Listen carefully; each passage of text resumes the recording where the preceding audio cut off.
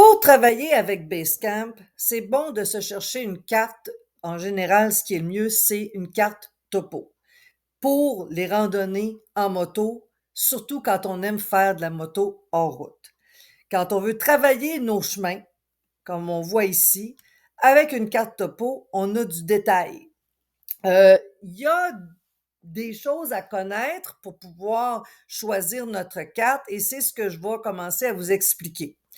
Mais ce qu'il faut savoir pour commencer, c'est que ceux qui n'ont jamais utilisé Basecamp, quand ils vont arriver, ils ont une carte comme ça s'appelle, c'est la carte de base qui est offerte avec Basecamp, et tout ce qu'on voit, c'est des chemins, des chemins d'autoroute. On peut télécharger quand même nos tracés, on peut les travailler pareil, mais ça ne nous permet pas de comprendre vraiment sur quel terrain on se situe, parce qu'en général, on ne fait pas juste de l'autoroute. J'ai essayé de trouver des cartes topo gratuites. Moi, j'en ai pas vraiment trouvé. J'ai été dernièrement voir, par exemple, s'il y en avait des gratuites, peut-être juste pas topo, pour quelqu'un qui va faire plus des chemins qui sont quand même numérotés. Le seul que j'ai trouvé, c'est le Garmin Open Street Map. Il y a moyen, ça a l'air de télécharger. Ici, gars, j'ai choisi Québec. Là, il me l'a highlighté ici. J'ai la zone de Québec. Je mets mon adresse, puis là, j'ai fait Build My Map.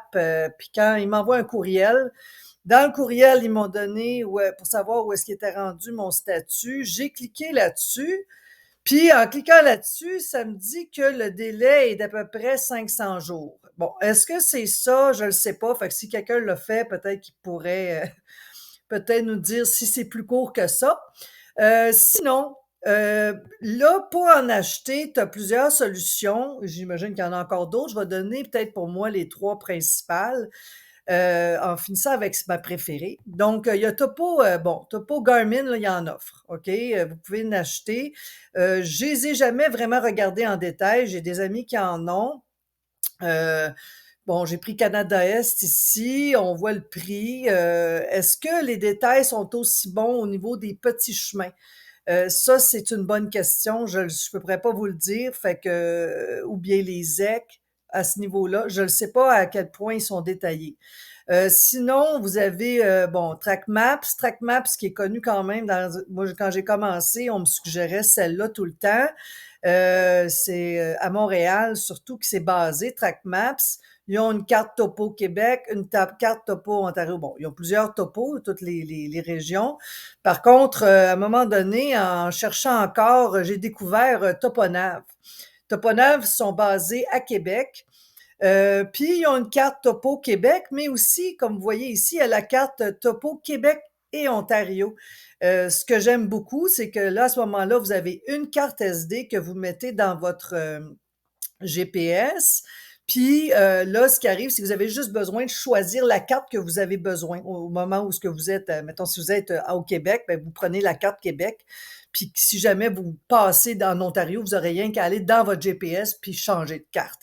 Mais au moins, pas besoin de changer de carte micro SD puis de se traîner une carte micro SD. Ça, c'était l'avantage. L'autre avantage, c'est que, bon, ben, regarde, TrackMaps, il donne Québec et Ontario séparés, puis les prix, ben c'est comme, je pense que c'est quasiment le même prix que pour une carte dans le Toponav, tu sais. Puis là, bon, il y a le Toponav Québec seulement qui est comme 100 pièces, puis le Toponav Québec-Ontario qui est 130 pièces.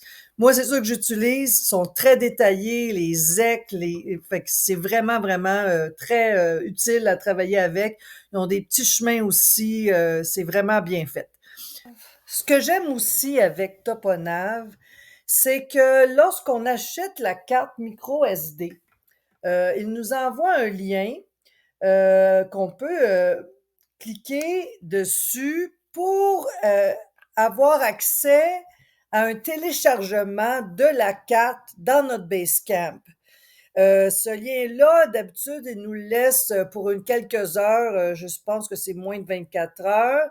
Alors, lorsqu'on clique sur le lien, on peut télécharger sur notre ordinateur la carte, ce qui nous permet de travailler nos tracés sans avoir à brancher notre GPS pour avoir accès à la carte ou à prendre la micro SD, la sortir du GPS, puis la mettre dans notre ordinateur. Si on n'a pas téléchargé la carte dans notre ordinateur, à ce moment-là, il faut brancher notre GPS ou sortir la puce de notre GPS pour le mettre dans une carte SD plus grande, puis en tout cas, pour pouvoir l'adapteur. Bon, maintenant, vous voyez, j'ai branché mon GPS, puis on voit que automatiquement, quand on le branche, Basecamp l'identifie. On n'a pas besoin de rien faire. Et on voit qu'il a identifié. J'ai branché mon Monterra. J'ai déjà accès aux données de mon Monterra, mais comme c'est la première fois que je branche mon Monterra après mon ordinateur, ben là, il faut qu'il prenne le temps de comme s'adapter avec mon ordinateur pour pouvoir télécharger la carte et que je puisse la lire. Donc, ça peut prendre un certain temps. Après ça, les fois d'après, ça va prendre moins de temps. Fait qu'il faut que je laisse le temps puis que je fasse d'autres choses, admettons, pour que la carte se télécharge et qu'elle puisse être lisible dans mon Basecamp.